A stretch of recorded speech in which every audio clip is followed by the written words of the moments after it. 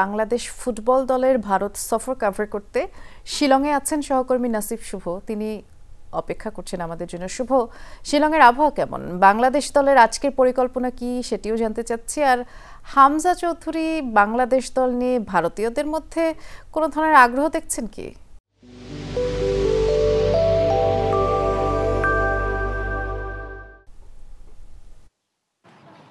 বৃষ্টি, আপনাকে যে কথাটি আমি বলছিলাম যে আপনি শুরুতে আবহাওয়ার কথা বলেছেন।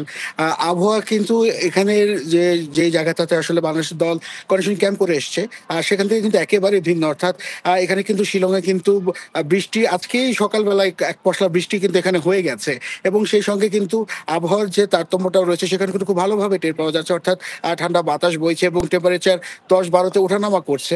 তো এই জায়গাটাতে আসলে বাংলাদেশ দলের জন্য একটা কঠিন প্রতিপক্ষই বলা যাচ্ছে যে আবহাওয়াটা হতে যাচ্ছে। একদিকে ভারত, অন্যদিকে হচ্ছে গিয়ে এই আবহাওয়াটাও কিন্তু বাংলাদেশ দলকে সামনের দিন যে ম্যাচটি আছে 25 তারিখে এফসি কোয়ালিফায়ারের, সেখানেও কিন্তু একটা ভালো চ্যালেঞ্জ জানাতে প্রস্তুত হচ্ছে। এবং ফোরকাস্ট যেটি বলছে যে আগামী কয়েকদিন কিন্তু এরকমই থাকছে আবহাওয়াটা। তার মানে বোঝাই যাচ্ছে যে এরকম দিনের বিভিন্ন সময় কিন্তু এরকম বৃষ্টির আশঙ্কা রয়েছে, এবং সেই সাথে কিন্তু বাংলাদেশ দলের জন্য মানিয়ে নেওয়াটা আসলে খুব বেশি চ্যালেঞ্জিং হচ্ছে। যদিও গতকাল অনুশীলনের পর খেলোয়াড়রা বলেছেন যে তাইফে তারা যখন প্র্যাকটিস করেছিলেন সেখানে বাতাস ছিল এবং সে সঙ্গে কিছুটা তারা বৃষ্টিও পেয়েছেন।